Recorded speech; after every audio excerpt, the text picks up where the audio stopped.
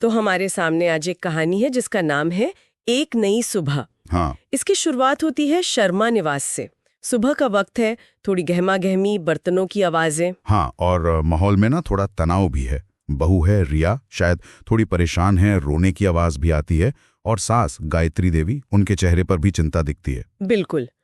तो ये कहानी एक तरह से बहुत जाने पहचाने फ्रेमवर्क में है। एक तरफ रिया जो पेंटर है, अपनी पहचान बनाना चाहती है कला के जरिए, और दूसरी तरफ है गायत्री देवी, सास। उनके लिए बहू का पहला काम है घर संभालना, परिवार देखना, पारंपरिक सोच। और इन दोनों के बीच है अमित, पति। बेचारा माँ और पत्नी के बीच बैलेंस बनाने की कोशिश में लगा है। हाँ, वो कश्मकश साफ दिखती है। तो आज हम इसी पर बात करेंगे, कैसे रिश्ते बदल रहे हैं, कैसे ये पारंपरिक सोच और निजी सपने, इनके बीच का संतुलन कैसे बने, और आपसी समझ वो कितनी जरूरी है।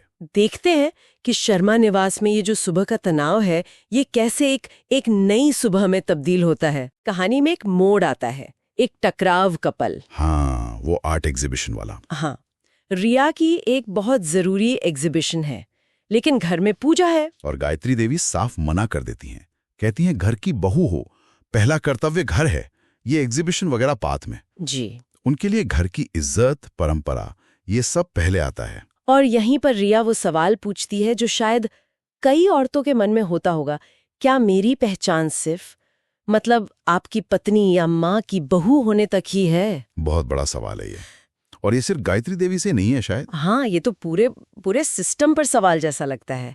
और अमित, वो बस खड़ा है, माँ की सुननी है, पत्नी के सपने भी दिख रहे हैं। उसकी खामोशी भी काफी कुछ कहती है ना? बिल्कुल। और पता क्या, ये सवाल सिर्फ रिया को ही नहीं, गायत्री देवी को भी अंदर से झकझोरता है। अच्छा, कैसे? उन्हें अचानक जैसे अपनी जवानी याद आ जाती है, अपने कुछ अधूरे सपने, इच्छाएं, जो शायद उन्होंने भी घर परिवार की जिम्मेदारियों के नीचे दबा दी थी कभी। ये बात तो सोचने वाली है, और शायद इसी वजह से अगले दिन कुछ बदलता है। हाँ बिल्कुल, अगले दिन माहौल थोड़ा अलग होता है। गायत्री देवी खुद रिया से कहती हैं कि अपनी पेंटिंग्स दिखाओ। अरे वाह! हाँ, और वो देखती हैं एक एक करके।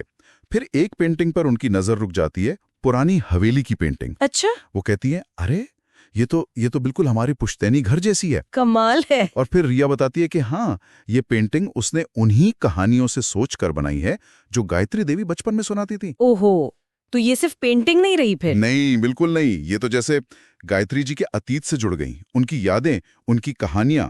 और रिया ने उन कहानियों को समझा, उन्हें रंगों में उतारा। कला ने यहाँ एक पुल बनाया, पर इसकी नींव में वो आपसी जुड़ाव था, वो समझना था। क्या बात है! ये तो बहुत गहरा कनेक्शन बन गया। हाँ, और इसके बाद सब बदलने लगता है। गायत्री देवी न सिर्फ रिया को एग्जीबिशन में जाने देती हैं, अच्छा, बल्कि अब उसकी कला में इंटरेस्ट भी लेने लगती हैं। पेंटिंग्स पर बात होती है, रंगों पर, तकनीक पर।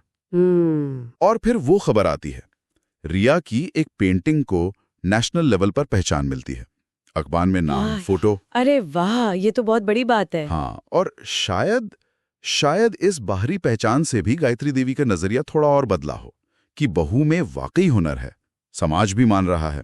हो सकता है, बिल्कुल हो सकता है। और फिर वो पल आता है जब गायत्री देवी थोड़ी झिझकते हुए रिया से पूछती हैं, क्या तुम मुझे भी सिखा सकती हो थोड़ा सा? मेरा भी मन करता है ये रंग वगैरह। सच में?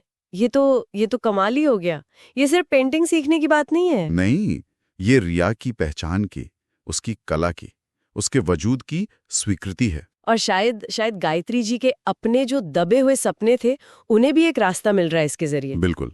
और कहानी का अंत उस खूबसूरत सीन से होता है जब अमित घर आता है। हाँ। और देखता है कि माँ और पत्नी दोनों साथ बैठी हैं, हंस रही हैं और पेंटिंग कर रही हैं। हाँ, क्या नजारा होगा वो। घर में अब सिर्फ शांति नहीं है, एक क्रिएटिव एनर्जी है, सपनों को जीने की आजादी है। गायत्री देवी समझ चुकी हैं कि रिश्ते निभाने के लिए सिर्फ नियम कायदे काफी नहीं होते। प्यार चाहिए, सम्मान चाहिए, एक दूसरे के सपनों की इज्जत करना, ये सब जरूरी है।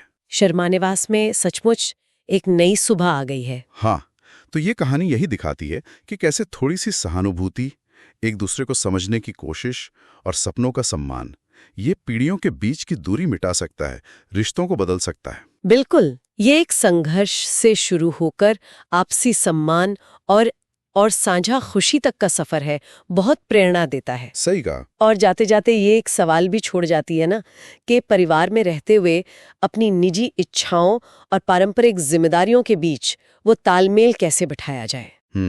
और क्या ऐसा हो सकता है कि एक पीढ़ी के जो सपने अधूरे रह गए वो दूसरी पीढ़ी के लिए प्रेरणा बन जाएं, उन्हें उड़ने का हौसला दें? हाँ, सोचने वाली बात है ये वाकई।